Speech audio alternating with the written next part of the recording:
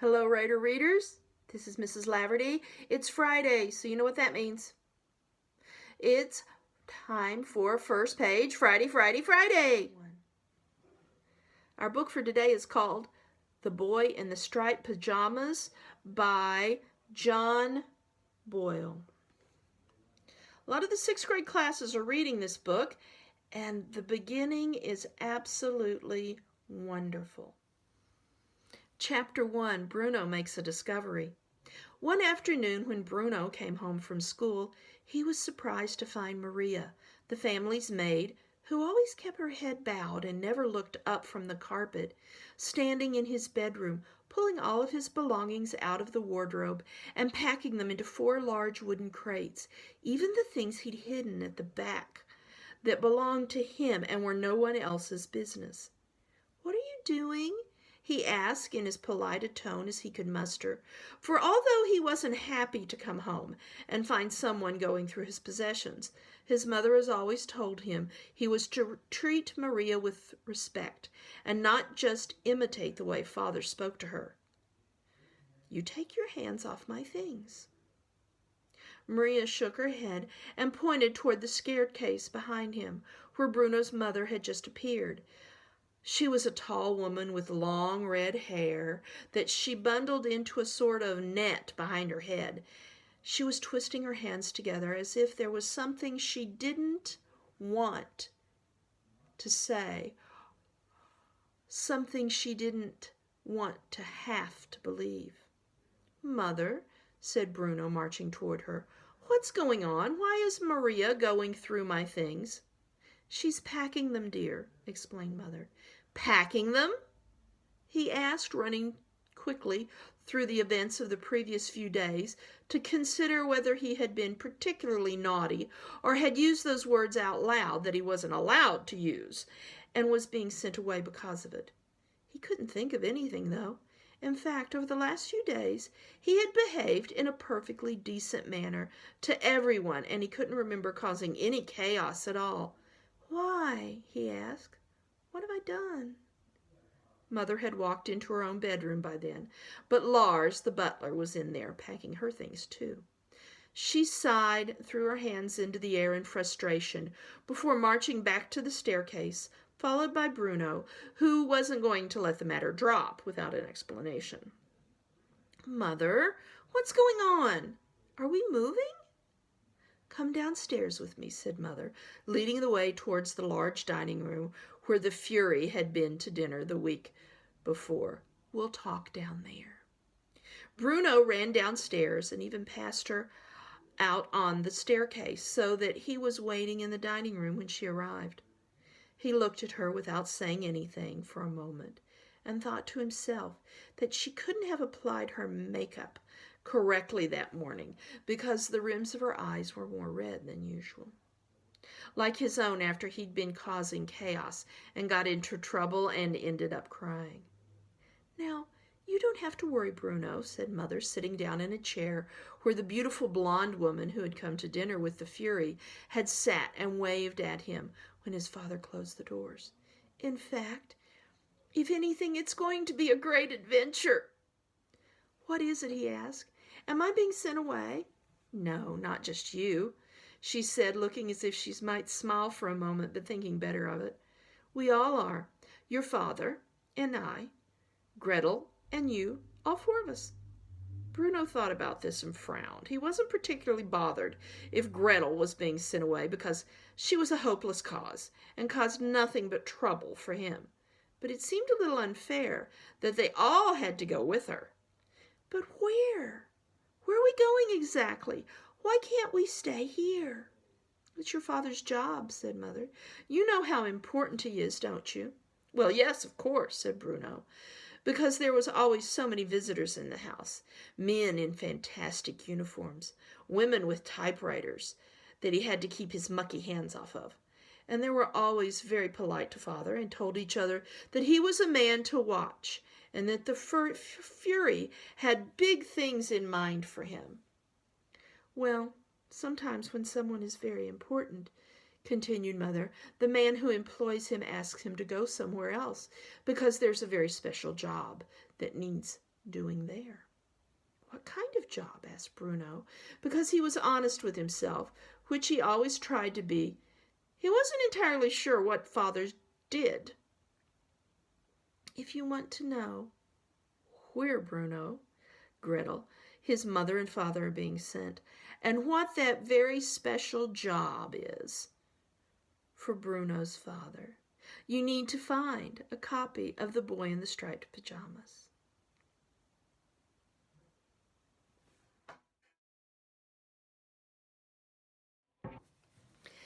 Hi, Raider readers. It's Mrs. Laverty, and I have another book for First Page Friday.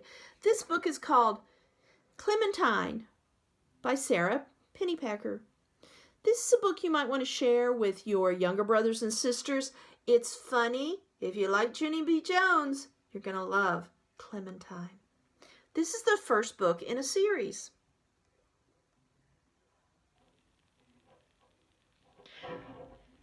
Chapter 1.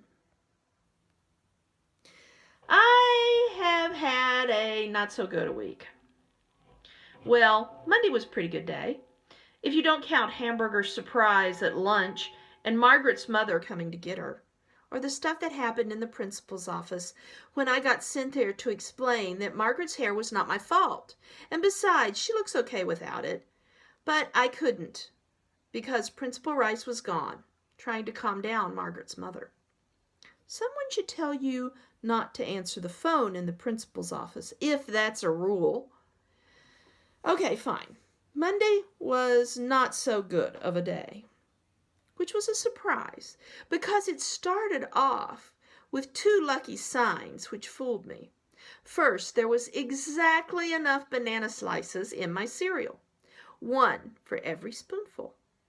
Then, as soon as I got to school, my teacher said, "The following students are excused from journal writing so they can go to the art room to work on their Welcome to the Future projects." And I was one of the following students. So instead of having to think up things to write in my journal, which I hate, I got to glue and paint stuff, which I love. Margaret was in the art room too. When I sat down next to her, she threw herself across the Princess from the Future mask she was gluing sparkles onto. "Remember the rules," she warned. Margaret's in 4th grade, and I'm in 3rd grade. She thinks that makes her the boss of me. I hate Margaret's rules. "You can't touch my stuff," she said, which she always says. "Why?" I ask, which I always answer. "Because it's the rule," Margaret said, which is what she always says. "Why?" I asked. "Because you can't touch my stuff," she said. And then I pointed out the window, which wasn't exactly lying, because I didn't say that there was something out there. While Margaret was looking out the window, I accidentally touched her mask. Twice, okay, fine. Then I got busy working on my project so I wouldn't have to hear any "Clementine, pay attentions," except I did anyway. Which was unfair, because each time I was the only person in the whole art room who was paying attention, which is why I could tell everyone right in the middle of the Pledge of Allegiance that the lunchroom lady was sitting in the janitor's car and they were kissing. Again. No one else saw this disgusting scene because no one else was paying attention out the window. And after that, when it was my turn to pass around the stapler, I could tell everyone that the art teacher's scarf had an egg stain on it, and it looked, if you squinted, exactly like a pelican, which no one else had noticed. "Clementine, you need to pay attention," the art teacher said one more time, and just like the other times, I was paying attention. I was paying attention to Margaret's empty seat. Margaret had been excused to go to the girls' room, and when she left, she had a scrunched-up "don't cry" eyes and a pressed-down "don't cry" mouth, and she had been gone for a really long time, even for Margaret, who washes her hands 1 finger at a time. "I need to go to the girls' room," I told my teacher. And that's where Margaret was, all right, curled up under the sink with her head on her knees. "Margaret, you're sitting on the floor." Margaret hitched herself over to the side a little so I could see. She had placed a germ-protective layer of paper towels under her. "Still," I said, "what's the matter?" Margaret pressed her head down harder into her knees, which were all shiny with tears, and she pointed up. Lying on the sink, next to a pair of do-not-remove from the art room scissors, was a chunk of straight brown hair. Uh-oh. "Come out, Margaret. Let me see." Margaret shook her head. "I'm not coming out till it's grown back." "Well, I think I see a germ crawling up your dress." Margaret jumped out from under the sink. She looked at herself in the mirror and she began to cry. I got glue in my hair. I was just trying to cut it out." Margaret's hair was halfway down her back long. It was hard not to notice that the whole part over her left ear was missing. "Maybe if we evened it up, took a chunk out over your right ear," I suggested. Margaret wiped her eyes dry and nodded.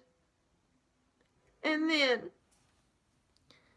she handed me the scissors. If you want to hear more about Clementine's not so good a day and the haircut she gives her best friend during art class, let's find a copy of Clementine. This book is available as an ebook, an audiobook, or a paper book. Check it out.